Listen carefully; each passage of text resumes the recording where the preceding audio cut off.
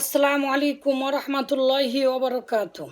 প্রশংসা আল্লাহ তালার জন্য, আলহামদুলিল্লাহ। অতঃপর সে মোহাম্মদ নবীর উপর দরুদ পাঠ করি, যার মাধ্যমে আমরা পেয়েছি পূর্ণাঙ্গ জীবন বিধান ইসলাম। মহান আল্লাহ তালা বলেন, আলিয়াউমা আকমালতু লাকুম দীনাকুম ওয়া আতমামতু আলাইকুম নি'মাতি ওয়া রাদিতু লাকুমুল ইসলাম দীনা। আমি আমার মনোনীত ধর্ম দিন ইসলাম পরিপূর্ণ করে দিলাম এবং এর উপর আমি খুশি হলাম। আমি আমার বান্দাদের জন্য জীবন ব্যবস্থা পূর্ণাঙ্গ করে দিলাম। সুতরাং যে ব্যক্তি ধর্মের নামে, দিনের নামে এমন কিছু করবে যা ধর্ম তথা ইসলামের কোরআন হাদিসে নেই, তা প্রত্যাখ্যাত। আল্লাহ রাসূল হতে আয়েশা হতে বর্ণিত, আল্লাহ রাসূল বলেন, মান আমিলা আমালান লাইসা আলাইহি আমরুনা ফাহুয়া রাদ্দুন। যে ব্যক্তি এমন আমল করলো যার বিষয়ে আমাদের আদেশ নেই, তা প্রত্যাখ্যাত। মুসলিমের শব্দে হাদিসটি এসেছে। সম্মানিত ভাই, যে ইবাদত কোরআন হাদিসে নাই সেটা যদি করা হয় তাহলে তাকে বলা হয় বিদাত। আর প্রত্যেক বেদাতই কুল্লু বিদাতিন দলালা, প্রত্যেক বেদাতই পথভ্রষ্ট। এবং ওই আমল করার কারণেই মূলত ফি রিওয়ায়াতিন, অন্য রিওয়ায়াতে আছে, কুল্লু বিদাতিন দলালা ও কুল্লু দলালাতিন ফিন্নার। প্রত্যেক বেদাতই পথভ্রষ্ট এবং প্রত্যেক বেদাতই জাহান্নামী। আল্লাহ তাআলা আমাদের জন্য কল্যাণ দান করেন রমজান মাস, বিশেষ বিশেষ দিন। কিন্তু তারই অনেক পূর্ব থেকে চক্রান্তকারীরা, বেদাতীরা বেদাত শুরু করে দেয়। কেন দেয়? বেদাত শুরু করলে সেখান থেকে সুন্নাত এমনি স্বয়ংক্রিয়ভাবে উঠে যায়। তারই মধ্যে অন্যতম একটি মাস হচ্ছে, বেদাতীদের পছন্দের মাস হচ্ছে এই রজব মাস। এই রজব হচ্ছে হারাম মাসের অন্তর্ভুক্ত, সম্মানিত মাসগুলোর অন্তর্ভুক্ত একটি মাস, যা রমজান মাসের 2 মাস আগে এই রজব মাস। এবং এই রজব মাসের প্রথম দিন থেকেই, যেটা হারাম মাস, যেই মাসে আল্লাহ তাআলা আত্মার সাথে জুলুম করতে নিষেধ করেছেন, সেই মাসের প্রথম দিন থেকে আমরা বেদাতি আমল শুরু করি। চলুন একটু কোরআন হাদিস থেকে জেনে আসি। মহান আল্লাহ তাআলা সূরা তাওবার মধ্যে বলেন, ইন্না ইদ্দাতা শুহুরি ইনদাল্লাহি 12 শাহরান ফি কিতাবিল্লাহি ইয়াওমা খালাকাস সামাওয়াতি ওয়াল আরদ মিনহা আরবাআতুন হুরুম যালিকা দ্বীনুল কাইয়্যিম ফালা তাযলিমু ফীহিন্না আনফুসাকুম। নিশ্চয় আল্লাহ তাআলা গণনা করেন, আল্লাহ তাআলার গণনায় রয়েছে 12টি মাস। ইয়াওমা খালাকাস সামাওয়াতি ওয়াল আরদ, জমিন এবং আসমান সৃষ্টির দিন হতে, মিনহা আরবাআতুন হুরুম, আর তার মধ্যে 4টি মাস হচ্ছে সম্মানিত।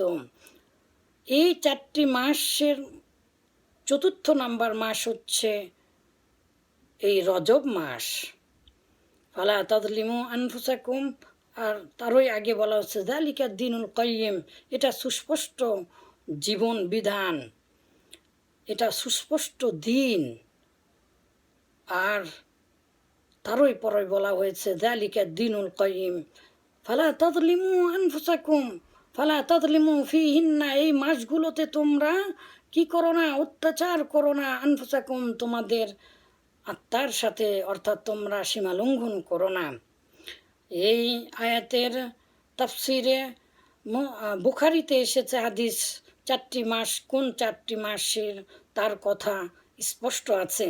কিন্তু এই রজবটাকে আমরা টেনে টেনে নিয়ে গেছি শাবান ও রমজান মাসের সাথে, এবং প্রথমেই হাদিস বানিয়েছে জয়ীফ এবং নিতান্তই জয়ীফ হাদিস আছে বাইহাকিতে, শুআবুল ঈমানের মধ্যে, তাবারানির মধ্যে এসেছে হাদিসটি, যে আল্লাহ রাসূল সাহাবীদেরকে উৎসাহিত করতেন এই দোয়া পড়ার জন্য, এবং আল্লাহ রাসূলও বেশি বেশি পড়তেন মর্মে কোন দোয়া আমরা সবাই জানি, অনেকেই জানি, বিশেষ করে হুজুর ভাইরা বক্তৃতা দেবার সময় প্রথম রমজানের ওই যে 12 চাঁদের ফজিলত আর খুতবাতুল আহকামের মধ্যে এগুলো আছে, অন্যান্য বইগুলোর মধ্যে এগুলো আছে।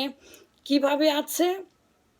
আল্লাহুম্মা বারিক লানা ফি রজবা ও শাবান ও বাল্লিগনা রমাদান। আল্লাহুম্মা বারিক লানা, হে আল্লাহ আপনি আমাদের বরকত দান করুন, ফি রজবা ও শাবান, রজব এবং শাবান মাসে। দেখেন রজবকে শাবানের সাথে কিভাবে জুড়ে দিচ্ছে।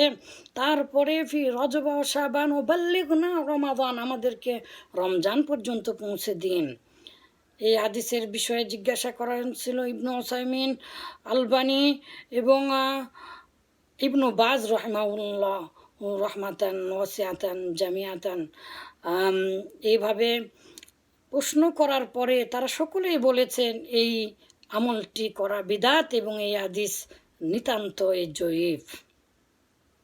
দেখেন 2 মাস আগের থেকে বেদাতের মহড়া কিভাবে শুরু করে দিল। রমজান আসার 2 মাস আগে থেকে লাইলাতুল রাগায়েব, লাইলাতুল ইস্তিগফার, এগুলো বিশেষ রাত্রি জাগরণের পদ্ধতি করে দেওয়া হয়েছে। রাত্রি জাগরণের পদ্ধতি, বিশেষ বিশেষ সালাতের পদ্ধতি আছে। 7 সালামে 12 রাকাত। আশ্চর্য হয়ে যায় কিভাবে এগুলো মানুষেরা বানিয়েছে, এই পদ্ধতিগুলো কিভাবে মাথায় খাটলো। যাই হোক, ইবনু তাইমিয়া রহমাউল্লাহ তিনি তার মাজমুআয়ে ফতোয়ায় বলেছেন রজব সংক্রান্ত ফজিলতের সকল হাদিসই মূলত ইবাদতের ক্ষেত্রে সকল হাদিসই মূলত জয়ীফ। একবারও চিন্তা করেন, এই রজব মাসে আমাদের বাংলাদেশ, পাকিস্তান, ভারত সহ অনেক দেশগুলোতেই সবচাইতে বড় বেদাতের রমরমা অনুষ্ঠান অনুষ্ঠিত হয়। তা হচ্ছে শবে মেরাজ।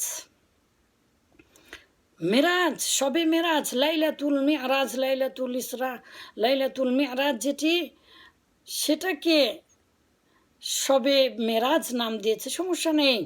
কিন্তু শবে মেরাজকে কেন্দ্র করে রাত্রি জাগরণ, বিশেষ সালাতের পদ্ধতি আবিষ্কার করা, বিশেষ সালাত ইত্যাদি, এবং লাইলাতুল মিরাজ সম্পর্কে আর এই সবে আপনার রজব মাস সম্পর্কে যে কত কথা মানুষ বানিয়েছে, যাই না কাহিনীগুলো তাও টেনে টেনে নিয়ে আসে এগুলোর সাথে সম্পৃক্ত করার জন্য।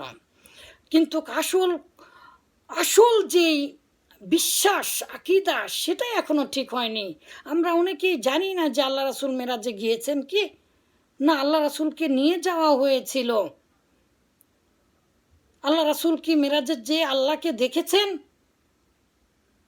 না দেখেননি? এগুলো হচ্ছে প্রায় আকীদা সংক্রান্ত 700টি প্রশ্ন আছে, যেগুলো ইস্তিহাদ, যেগুলো মাসালাগুলোতে ইস্তিহাদও করা যাবে না, ইস্তিহাদ হয়ে আছে, এবং এগুলো ইজমান।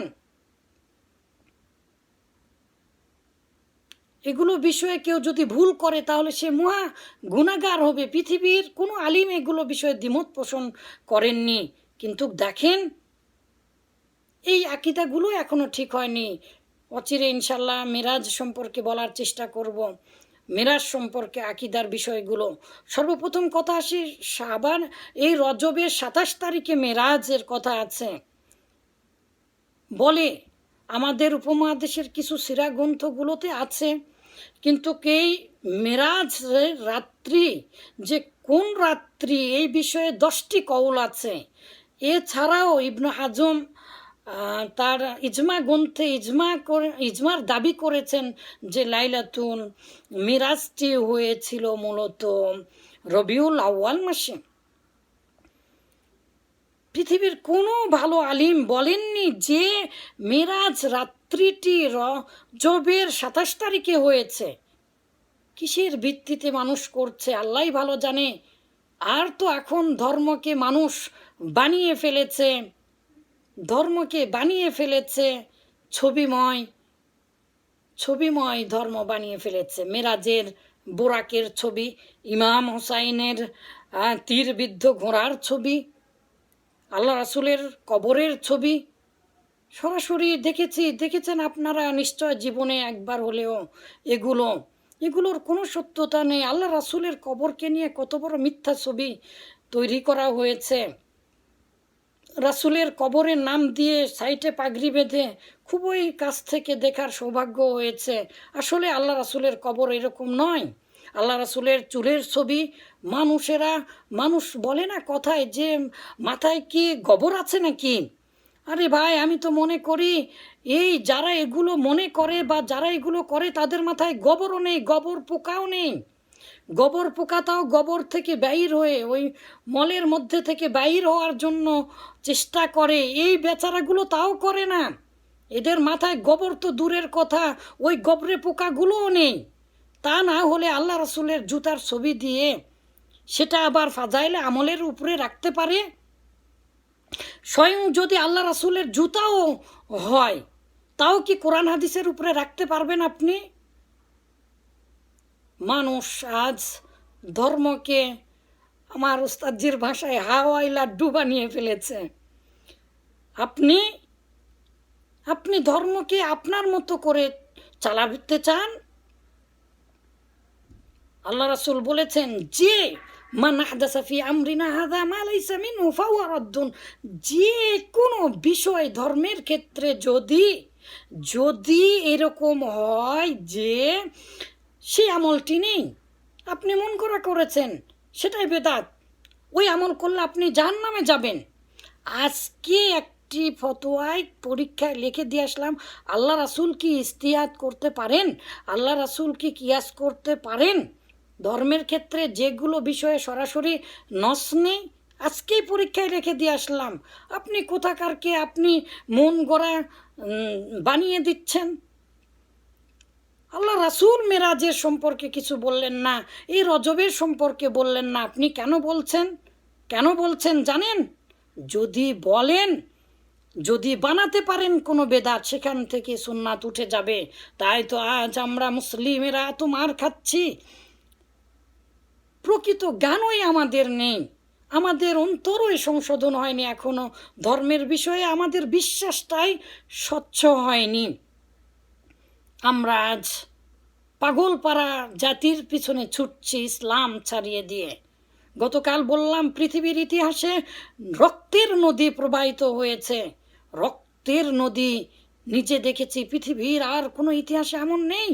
রক্তের নদী প্রবাহিত করেছে মায়ানমারের বৌদ্ধরা, যার প্রধান কথা বৌদ্ধ ধর্মের ধম্মং শরণাং গচ্ছামি বলেই যেই কথাটা বলে সেটা হচ্ছে জীব হত্যা মহাপাপ। সেই জীব হত্যা আর মুসলিমদেরকে এমনভাবে হত্যা করেছে বৌদ্ধ ভিক্ষুকরা, ভিক্ষাংদেহী, খালি ভিক্ষা করে করে খায় যারা, ওই ভিক্ষুকেরা এমনভাবে মুসলিমদেরকে হত্যা করেছে যে মুসলিমদের রক্তে নদীর সাথে প্রবাহিত হয়ে বাংলাদেশের নাফ নদীতে এসে পর্যন্ত পড়েছে। আপনারা নিশ্চয় জানেন।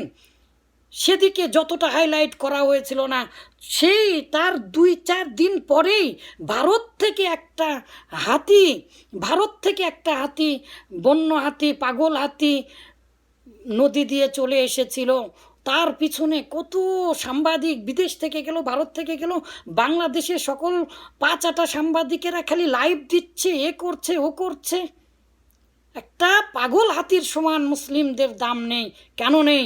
আপনার আকীদা ঠিক করুন, ইনশাল্লাহ দেখবেন আপনার আকীদার বলেই, আপনার বিশ্বাসের বলেই পৃথিবীর সকলেই আপনাকে মূল্যায়ন করবে।